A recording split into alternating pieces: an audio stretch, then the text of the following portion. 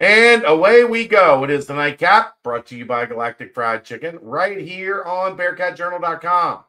www.galacticfriedchicken.com. Go to the website. They will deliver right to your front door, pretty much anywhere inside the 275 loop. Or head down to Dayton, Kentucky. Tell them to pump it up. Save yourself 15%. Get yourself some chicken tendies, some fried chicken, some curly or some crinkle fries. Sorry. Jeez. Also, you guys know what to do. Go to Galactic, support those that support us. Also, Aaron, correction to make from the BCJ pod last night. The team ticker promo is for $50 off your order, not 50%. Ooh. Missed it again. You know, my brain will work right one of these days. I mean, in fairness, the scroll had the right one. I know. At the bottom of the screen. My dad called me and was like, "You said 50%, dumbass." And I was like, "Not the first time. Won't be the last." I believe you. That sounds reasonable. But oh well, such is life. Let's get to it. It is Big 12 Thursday. And another interesting week in the conference. I think now is about the time, Aaron, that we need to add something to our coverage of Big 12 basketball. And that is going over the weekly standings.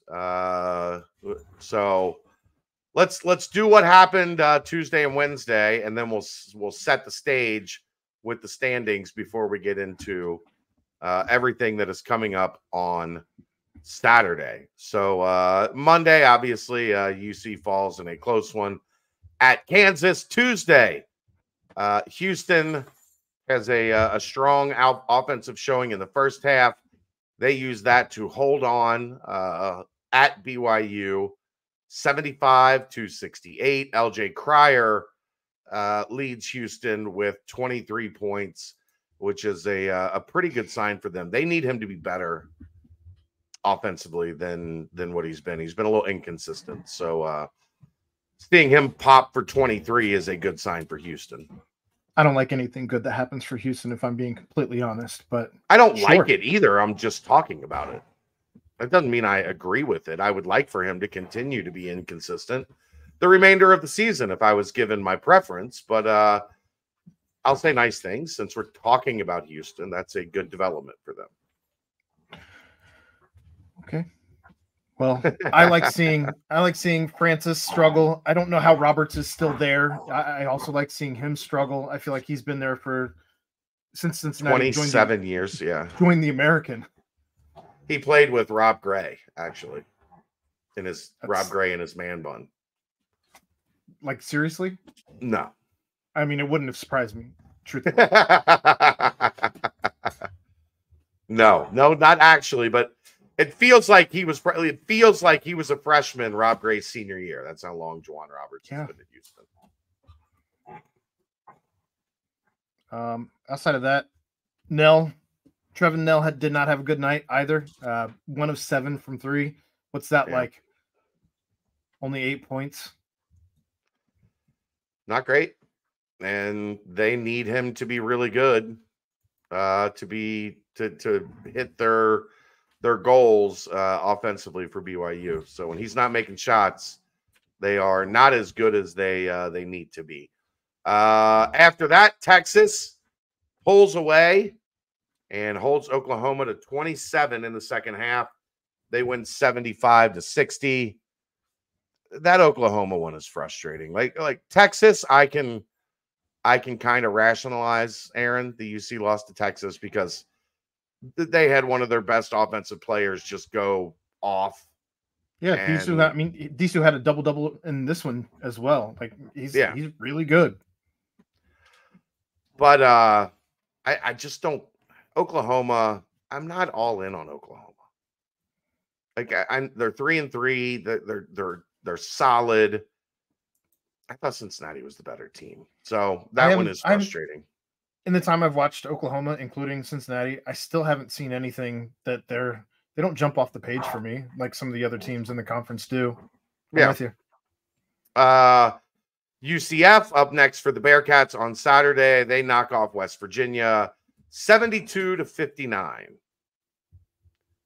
Diallo was fantastic. 14 points, 12 rebounds, 3 blocks.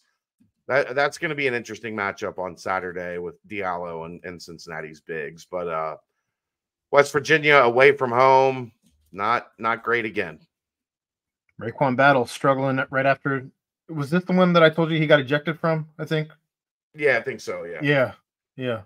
Ends up with 19 minutes, 5 points. Not great. I think this team is probably going to rise and fall based on what Raekwon Battle is able to do. Yeah, I mean, they've got enough dudes, but when Battle is really good, it changes the role allocation for everybody else, and it makes them better. He just hasn't consistently been all that good. You can't rely on Kirk Riso or Akok, and I know that's not how you say it, but that's how you say it.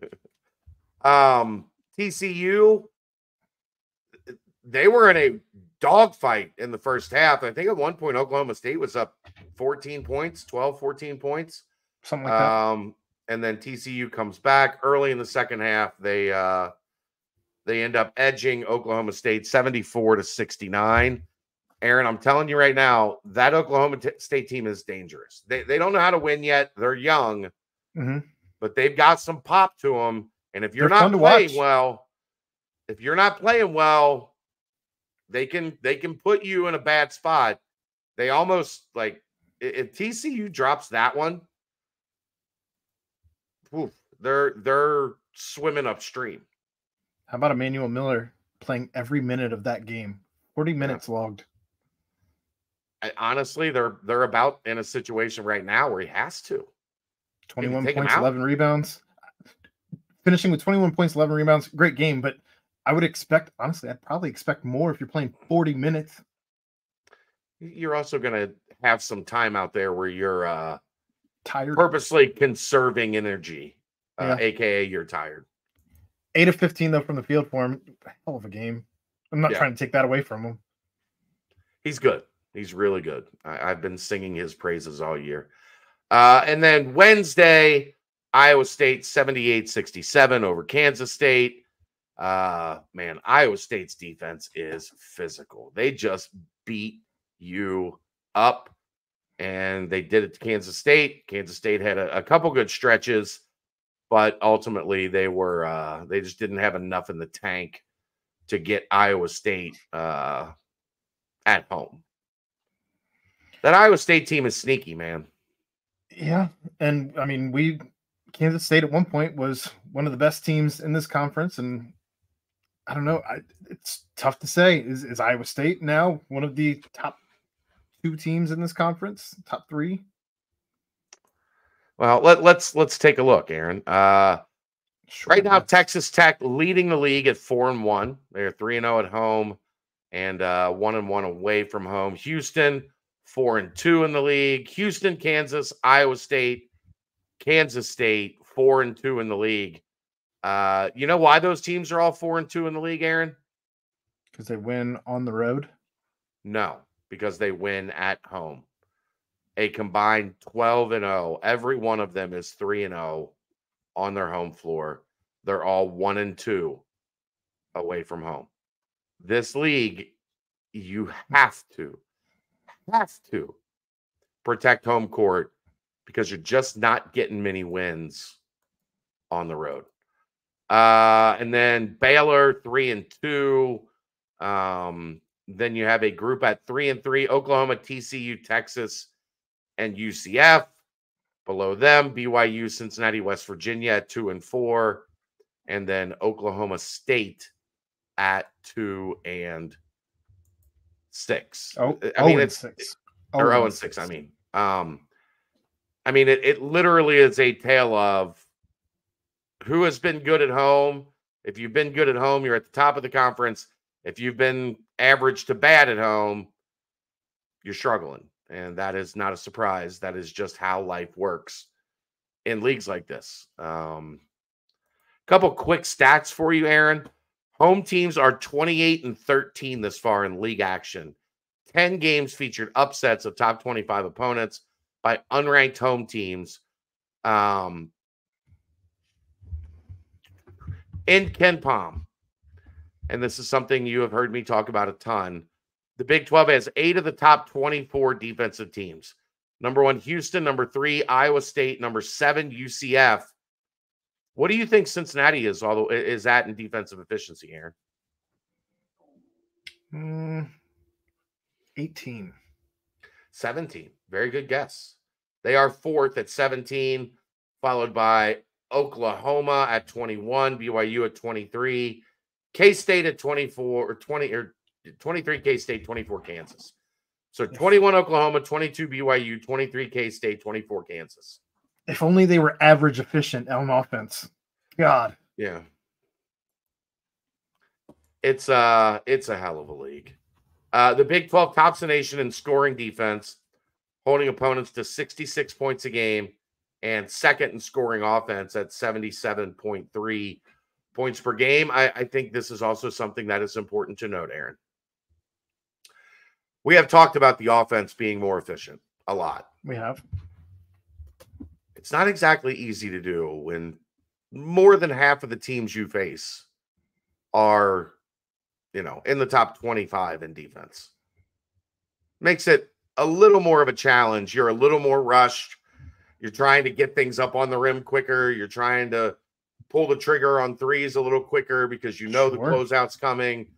I think that's an adjustment, hopefully, that has to be made as this team steps up a level, and you hope they can make it over the next couple of weeks and start to figure that out.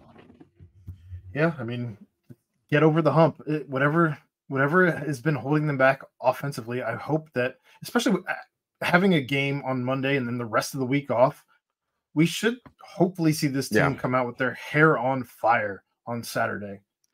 Well, how about this just for context? So the last game they played was Kansas. They were 24th. Oklahoma, the game before that, 21st.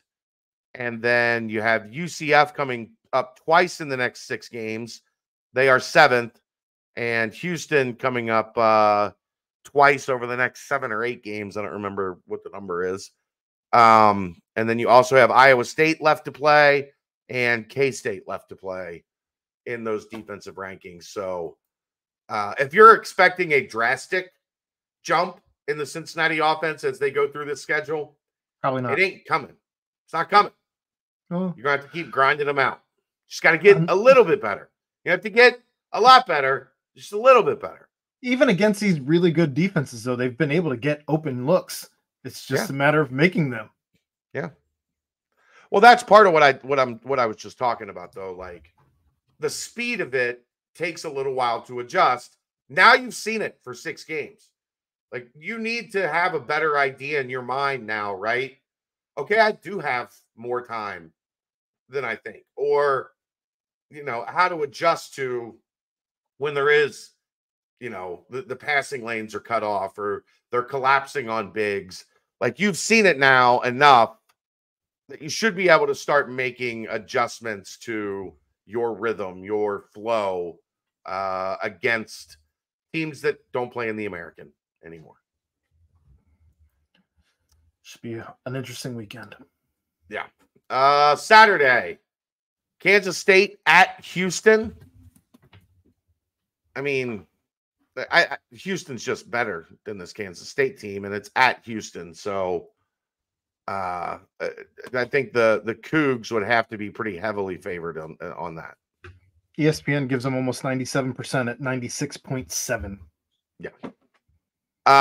A super interesting at 1:30 on CBS. Kansas at Iowa State. I mean, this is where we find out if Iowa State's good. Hilton Magic has gotten Kansas many times before. I almost think like Kansas is good. Like, they're 3-1 against top 10 teams.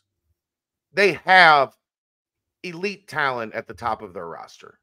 But a team like Iowa State that just wants to beat the hell out of you, That's going to be a super interesting game.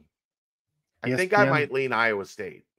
ESPN is also leaning Iowa State as they have them as 76.4% chance to win this game. That's an insane number. Yeah, against Kansas. Kansas. Mm-hmm. Texas Tech at Oklahoma. I keep waiting for Texas Tech to dip a little. They keep winning.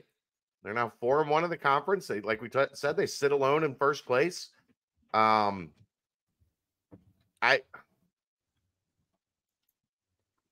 not sure what to think here because I'm waiting for Texas Tech to dip a little, but I don't love Oklahoma. You know what I mean? It's a tough spot for me.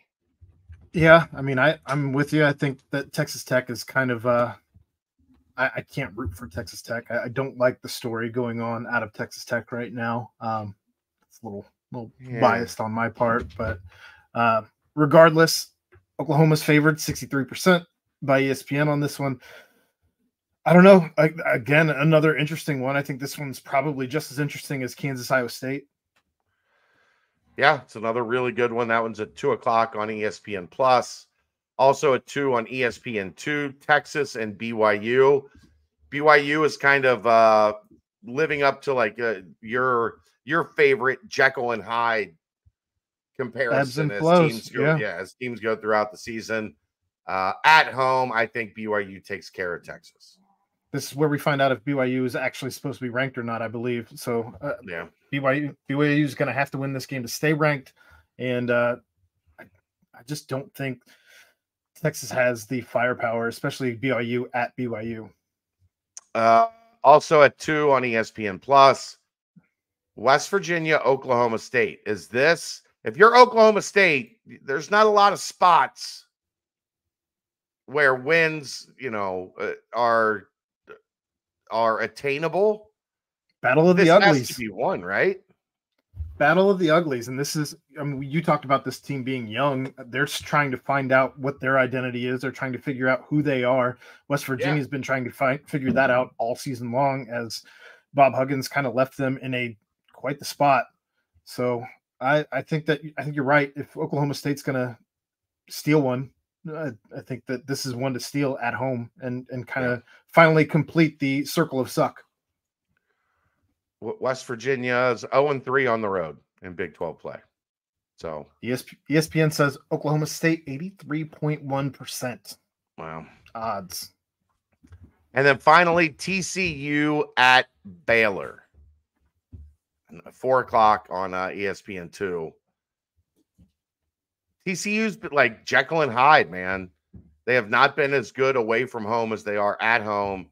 I think I have to go Baylor here, even though I love TCU.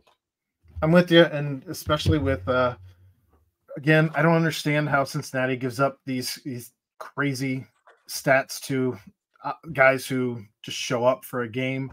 But in his last game, Jameer Nelson Jr. only had 3 points, and maybe that's just who he is against teams not named Cincinnati. No, he had been good for a couple games in a row. It's not been good since. Not like that. He had he didn't have a game like he had against Cincinnati points total. Yeah, but he had been playing progressively better since the Cincinnati game. He apexed. Yeah. That's how it goes around here, Aaron. All right, that's going to wrap it up. We will Aaron will be here Saturday after the game. I'm not sure. It's Volleyball Dad weekend number 1. I'm not sure what my availability to watch or listen to said game will be live. I might be at the game. I might still be in Indianapolis. That's how volleyball tournaments work. So one way or another, Aaron will be here and somebody will be his co-host. We'll figure that out as time goes on. See you on Saturday. That is the Nightcap, brought to you by Galactic Fried Chicken, right here on BearcatJournal.com. See ya.